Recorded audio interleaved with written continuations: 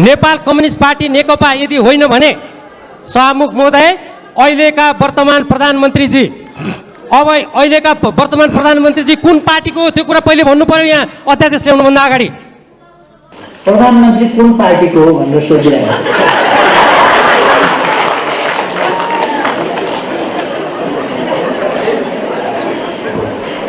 अब मैले उहाँहरूलाई सोध्न नपरोस् तपाईँ कुन पार्टी।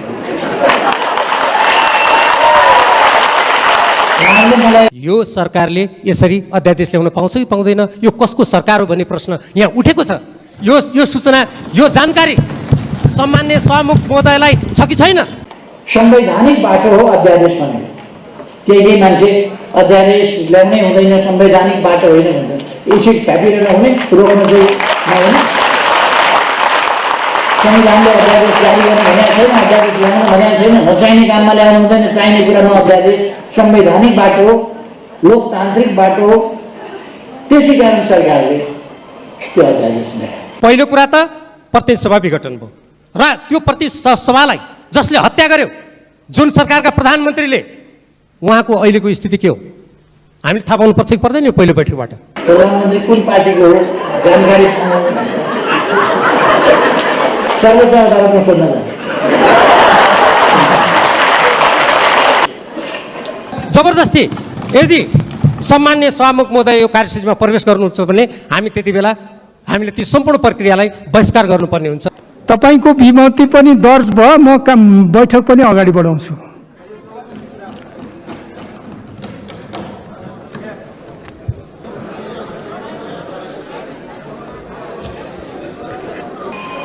लडाई गरेर मुद्दा लडेर यति बेला चुनावमा जान्थ्यो देश।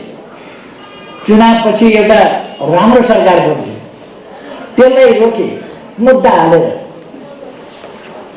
अनि संसद पुनर्स्थापना किन गरेर रहेछ भन्दा उफ्रिन, नारा लाउनु, कराउनु, अध्यादेश पेश गर्न नदिन, एसिड आक्रमणका विरुद्धको कानुन पास गर्न नदिन, त्यसका लागि पो बोलाएको रहेछ। संसद पुनर्स्थापना भयो, ठिक छ।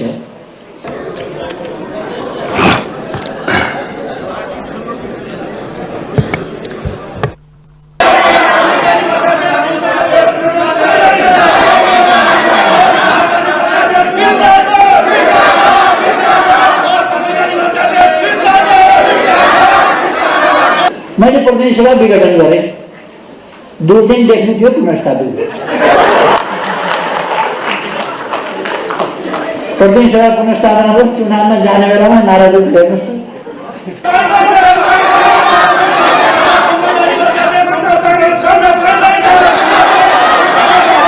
एकातिर एक थरी गुरुङ कुद्छन्, अर्को थरी गुरुङ बाहिर निस्किन्छन्, अर्को थरी नारा लाउँछन्।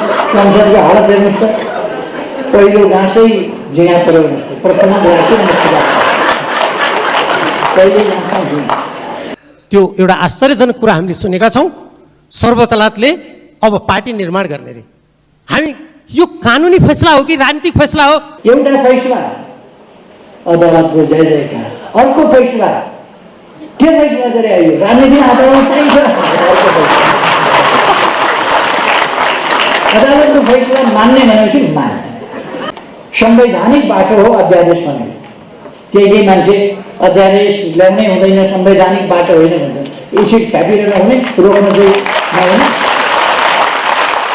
संविधानले अध्यादेश जारी गर्न भनेको छैन, अध्यादेश ल्याउन भनेको छैन। नचाहिने काममा ल्याउनु हुँदैन, चाहिने कुरामा अध्यादेश। संवैधानिक बाटो हो, लोकतान्त्रिक बाटो हो, त्यसै कारण सरकारले त्यो अध्यादेश ल्यायो। दुःखको कुरा। केही मान्छेहरू छन् जो अर्थ केही पनि देख्दैन। अर्जुनले माछाको आँखा मात्रै देखे जस्तै पद, सत्ता, स्वार्थ त्यो मात्रै देख्छ। हिजो मैले बोलिनँ, प्रधानमन्त्री कुन पार्टीको हो भनेर सोधिरहेको।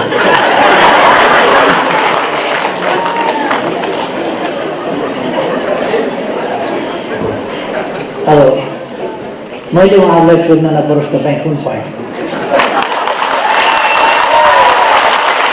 उहाँहरूले मलाई नेकपाको साधारण सदस्यबाट पनि निकाल भएको थियो। म साधारण सदस्य पनि होइन नेकपा। अदालतले भन्नु म कुन पार्टीको सदस्य हो, कुन पार्टीको अध्यक्ष। अदालतले भनेको पनि नसुन्ने लक्ष्मीप्रसाद देवकोटाले भने जस्तो दर्शन किन्तु कहीँ दिँदैन चर्म चक्षुले पारामा। देख्नै नसक्ने, देख्नै नखोज्ने, आँखा भएर के गर्ने, कान भएर के गर्ने, सुन्नै नसक्ने। त्यो जन्मदैको दोष पनि होइन, कुनै रोग बिमारको दोष होइन, तर सुनिराखेको छ तर पनि सुन्दैन, देखिराखेको छ कहीँ पनि देख्दैन। अब हुँदा हुँदा प्रधानमन्त्री कुन पार्टीको हो जानकारी सर्वोच्च अदालतमा सोध्न जान्छ। तिनै मान्छेहरूले समस्या पैदा गरे, लडाइँ गरेर, मुद्दा लडेर। यति बेला चुनावमा जान्थ्यो देश, चुनावपछि एउटा राम्रो सरकार बन्थ्यो, त्यसलाई रोके मुद्दा हालेर। अनि संसद पुनर्स्थापना किन गरेर रहेछ भन्दा उफ्रिन, नारा लाउनु, कराउनु, अध्यादेश पेश गर्न नदिन, एसिड आक्रमणका विरुद्धको कानुन पास गर्न नदिन, त्यसका लागि पो बोलाएको रहेछ। संसद पुनर्स्थापना भयो, ठिक छ, अदालतको आदेशलाई हामी मान्छौँ, पुनर्स्थापना भयो। अब पुनर्स्थापित संसदलाई देशका समस्याका बारेमा, जनताका समस्याका बारेमा छलफल गर्ने थलो बनाऊ। ती समस्याको समाधान कसरी गर्ने त्यसको छलफल गर्ने थलो बनाऊ। छलफल गर्दा माननीय भनेर अगाडि लेखेको हुन्छ, माननीय भनेर लेखिए जस्तै, माननीयले बोल्ने भाषा जस्तै बोलेर छलफल गरौँ।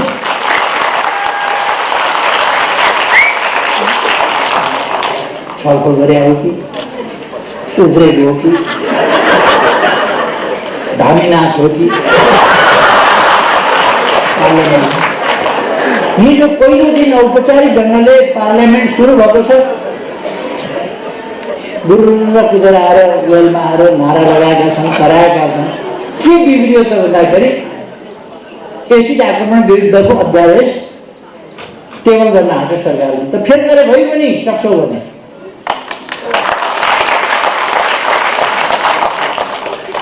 फेल गर्ने आँट कसैको छ? फेल गर्ने आँट छैन। त्यसकारण त्यो मन पनि परेको छैन, फेल गर्ने आँट पनि छैन। त्यसकारण वेल गरेर अध्यादेश पेश गर्न पाइँदैन भनेर नाराबाजी, प्रतिनिधि सभा पुनर्स्थापना हुनुपर्छ भनेर मुद्दा लडेर, झगडियाले जस्तो मुद्दा लडेर, सिमानाको झगडा जस्तो राजनीतिक फैसला जस मुद्दा लडेर आइसकेपछि ताज्जुबदेखि एउटा फैसला अदालतको जय जयकार, अर्को फैसला के फैसला गरे आयो? राजनीतिमा अदालत पाइन्छ, अदालतको फैसला मान्ने भनेपछि मान्ने। शक्ति पृथकीकरणको सिद्धान्त, स्वतन्त्र न्यायालय, न्यायालयका फैसलाहरूको सम्मान गर्नुपर्छ भनेपछि मेरो पक्षमा भए सम्मान गर्ने, पक्षमा भएन भने अब मैले त जुन पनि मुद्दा हालिराखेको छु सम्मान गरेको छु, त्यसको कार्यान्वयन गर्ने भनेको छु। मैले प्रतिनिधि सभा विघटन गरेँ, 2 दिन देख्नु थियो पुनर्स्थापित। प्रतिनिधि सभा पुनर्स्थापना भयो, चुनावमा जाने बेलामा नाराजगी हेर्नुहोस् त, एकातिर एक थरी गुरुङ कुद्छन्, अर्को थरी गुरुङ बाहिर निस्किन्छन्, अर्को थरी नारा लाउँछन्। संसदको हालत हेर्नुहोस् त, पहिलो घाँसै झिँगा पऱ्यो हेर्नुहोस् त, प्रथम घाँसै मुक्ति पहिलो घाँसमा झिँगा। खै यो प्रसङ्ग आएको खालि यो एसिड आक्रमण विरुद्धको अध्यादेश पेश गर्न दिइएन भन्ने प्रसङ्गमा है। अरू कुरामा म फेरि उहाँहरूसँग कुनै जुवारी खेल्ने मलाई मन पनि छैन, अर्थ पनि छैन, मतलब पनि छैन। अरू कुरा मेरो केही भन्नु छैन। तर यो प्रसङ्ग किन आयो भने एसिड आक्रमण विरोधी, त्यसका विरुद्ध त्यसलाई सजाय गर्ने अध्यादेश जब पेश हुन लाग्यो त्यति बेला नेपाली कम्युनिस्ट मधेसवादी दलहरू कोही कुदेर बाहिर निस्किए, कहाँ ल्याउन् के हतार थियो, कोही हेरेर नाराहरू लगाएर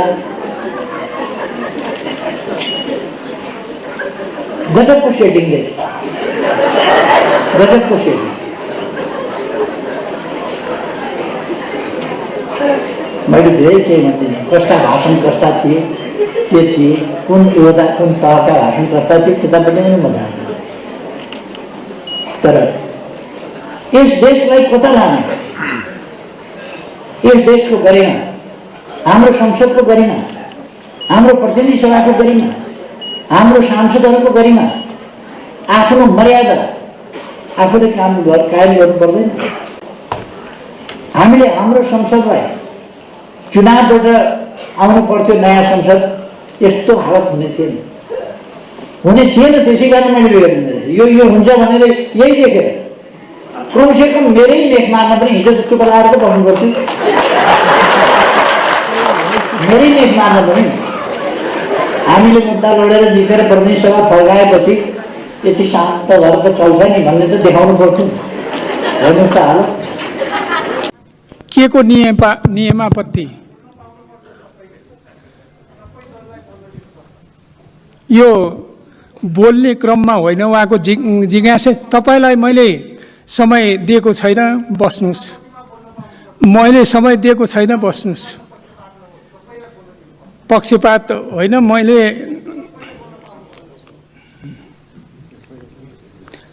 यो बोल्ने क्रमको कुरा होइन, बस्नुहोस्।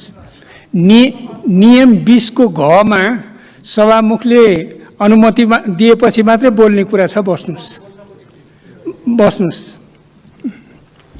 मान्य सदस्य के छ तपाईँको?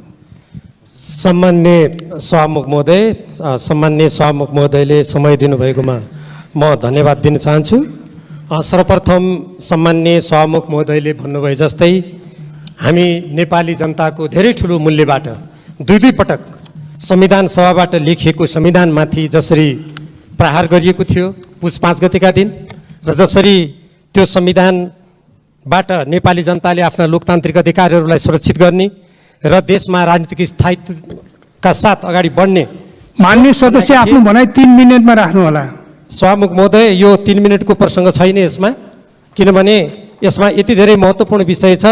मैले यसमा केही राजनीतिक कुराहरू, केही संसदका प्रक्रियागत विषयहरू जुन सभामुख महोदय सचिवालयबाट वितरित यो दैनिक कार्यसूची छ त्योसँग सम्बन्धित विषयहरू पनि छन्। त्यसैले म सम्मान्य सभामुख महोदयलाई त्यो 3 मिनटको यो कुनै पूर्व निर्धारित समयको बन्देज नलगाइयोस् भनेर माग गर्दै मेरो कुरा अगाडि बढाउन अनुमति चाहन्छु। र हामीले त्यसरी एउटा आशा गरेका थियौँ र अघि सम्मान्य सभामुख महोदयले भन्नुभयो जस्तै सम्मानित सर्वोच्च अदालतबाट त्यो असंवैधानिक प्रधानमन्त्रीद्वारा गरिएको जुन प्रतिनिधि सभा विघटनको निर्णय थियो त्यसलाई संवैधानिक ठहर गरेर आज हामी पुनर्स्थापित यो प्रतिनिधि सभामा उपस्थित भएका छौँ। यसबाट संविधानमाथिको त्यो प्रहार आघात निष्फल भएको छ। तर सँगसँगै नेपालको राजनीतिक क्षितिजमा अनेक अरू प्रकारका समस्याहरू पनि सँगसँगै आएको हामी देखिरहेका छौँ। जे होस्, सम्मान्य सभामुख महोदय, यो जुन कार्यसूची छ म सर्वप्रथम त्यसको केही प्रसङ्गबाट प्रवेश गर्न चाहन्छु। हामीले सोचेका थियौँ यो सम्मानित प्रतिनिधि सभाका मान्य सदस्य जो यही प्रतिनिधि सभाको सदस्य हुनुहुन्थ्यो, जसको दुःखद निधन भयो, असामयिक निधन भयो, उहाँ हुनुहुन्थ्यो सानु शिवा, र अर्को प्रतिनिधि सभाका सदस्य हुनुहुन्थ्यो सूर्यबहादुर केसी, र त्यसै गरी पूर्व सदस्यहरू। मैले हामी सबैको हातमा कार्यसूची छ, मैले दोहोऱ्याइरहनु त पर्दैन, तर यो कुरामा जोड दिनुको लागि भन्नै पर्छ।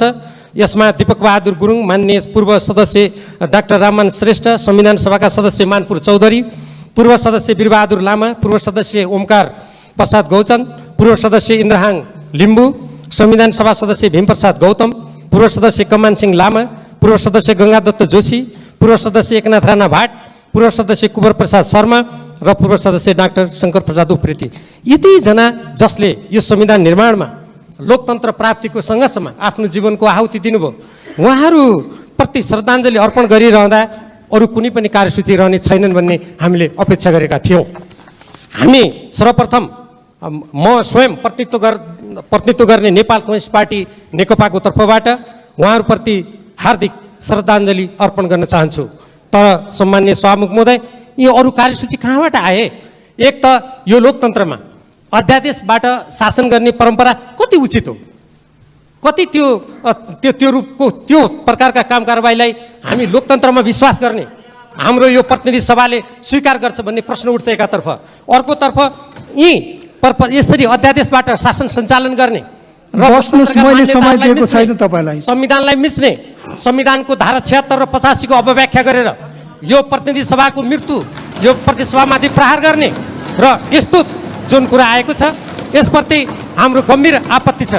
त्यसको साथसाथै म के कुराको स्मरण गराउन चाहन्छु भने यो प्रतिनिधि सभामा जुन सरकार भनेर सभामुख महोदयले मान्य सदस्य गठनको कुरा गर्नुभयो। मान्य सदस्य तपाईँ रोकिनुहोस् एकछिन। के को नियमापत्ति तपाईँको? कुन नियमको के नियमापत्ति? नियम 26 अनुसार मैले नियमापत्ति गरेँ। के को नियमापत्ति खोलाउनु? 14 र नियमावलीको 93 लाई कोड गरेर म भन्न चाहन्छु। पहिलो बैठकको पहिलो सूचीमा अध्यादेशहरू पेश हुनुपर्ने भन्ने छ। त्यो बाहेकको अन्यथा कुरा हुनुभएको हुनाले यसलाई सच्याइयोस् भनेर म माग गर्न चाहन्छु। सम्माननीय सभामुख महोदय, होइन मेरो ध्यान आकर्षण भयो, तपाईँ बस्नु। सम्माननीय सभामुख महोदय, म अर्को गम्भीर कुरातर्फ ध्यान आकर्षण गराउन चाहन्छु। आज मात्रै छोट्याउनुहोस् है, भनाइलाई छोट्याउनुहोस्। होइन, यो सम्माननीय सभामुख महोदय यति गम्भीर प्रश्न हाम्रो सामु छ। गम्भीर प्रश्नलाई पनि संक्षिप्तमा भन्नुहोस् न। यहाँ सम्माननीय सभामुख महोदय जुन कुर्सीबाट मलाई आदेश दिँदै हुनुहुन्छ, यसमा एउटा ध्यान आकर्षण गराउनै पर्ने विषय छ। त्यो के हो भने आज मात्रै सर्वोच्च अदालतबाट एउटा यस्तो फैसला आएको छ जुन फैसलाले यो सरकारले यसरी अध्यादेश ल्याउन पाउँछ कि पाउँदैन, यो कसको सरकार हो भन्ने प्रश्न यहाँ उठेको छ।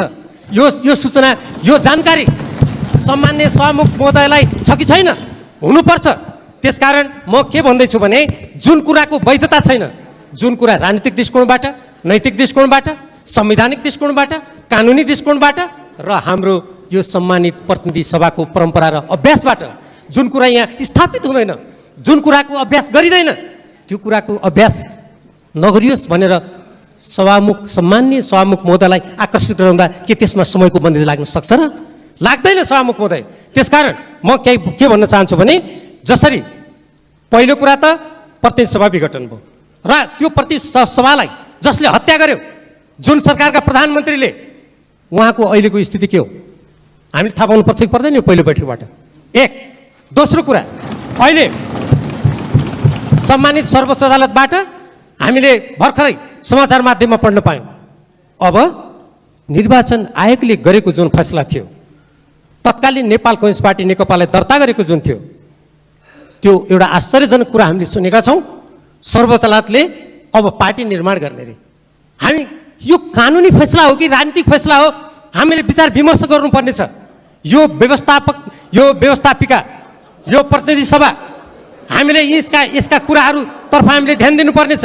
त्यसकारण म प्रश्न गर्न चाहन्छु, यदि नेपाल कम्युनिस्ट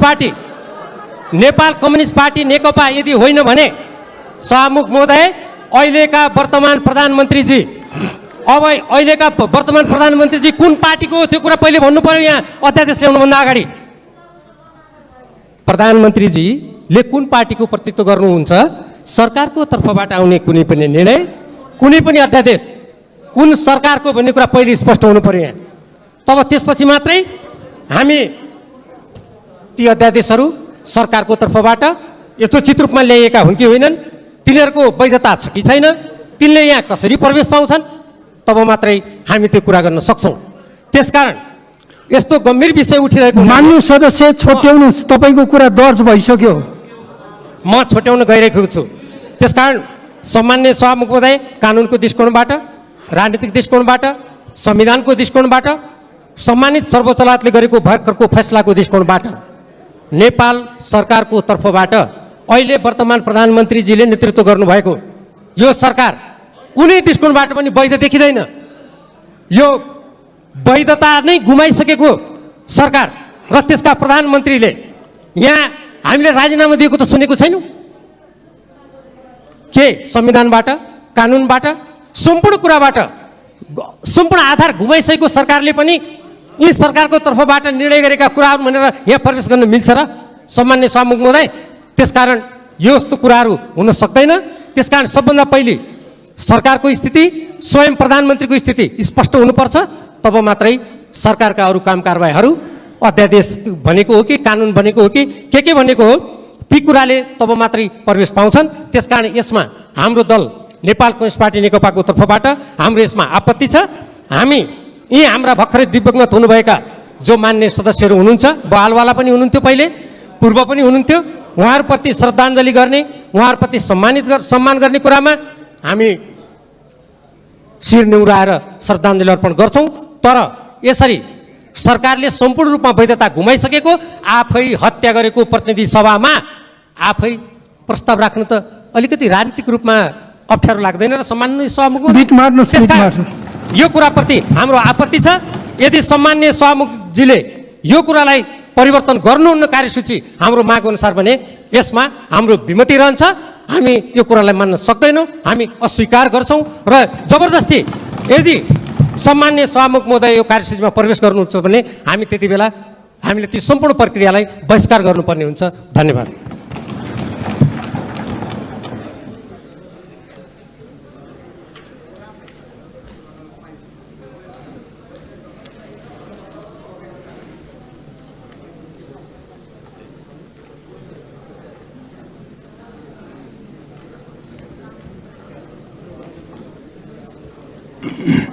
मान्य सदस्यहरू, प्रतिनिधि सभा नियमावली 2075 को नियम 93 को 1 मा संविधानको धारा 114 बमोजिम जारी भएको अध्यादेश जारी भएपछि बसेको सदनको पहिलो बैठकमा पेश गर्ने व्यवस्था रहेकोले आजै पेश गर्नुपर्ने कानुनी बाध्यतामा मान्य सदस्यहरू, यस कार्यसूचीमा अरू कुनै कार्यसूची छैन। राष्ट्रपति कार्यालयको पत्रको जानकारी बाहेक बस्नुस्। म बैठकलाई अगाडि बढाउँछु।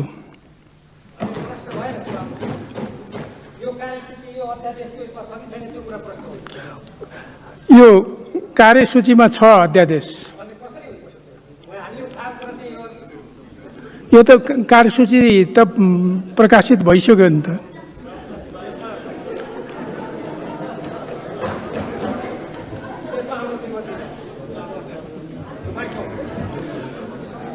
तपाईको विमति पनि दर्ज भयो, म बैठक पनि अगाडि बढाउँछु।